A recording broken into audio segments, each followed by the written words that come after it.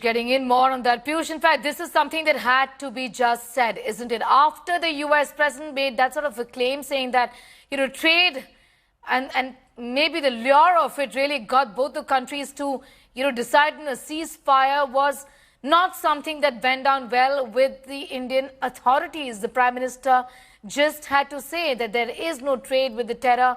That's not going to happen. Terror and trade will not go together, without naming, of course, the US president.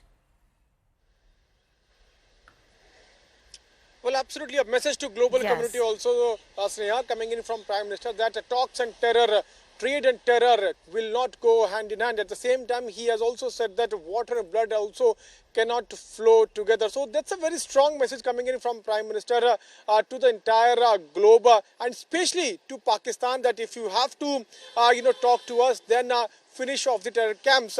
He has also said that the kind of sponsorship which is being given by Pakistan to terrorism is one day going to finish Pakistan. So he has also, in a manner, warned Pakistan. It was a strong message, Sneha, to Pakistan, where he has also made it very clear that if any kind of terror activity is carried out by Pakistan against Indian soil, then India will decide how to deal with that.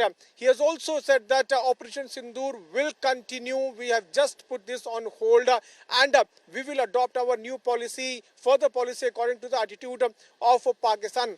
Prime Minister has also once again reiterated that there is no difference between the Pakistan government and the terrorist and also the mastermind.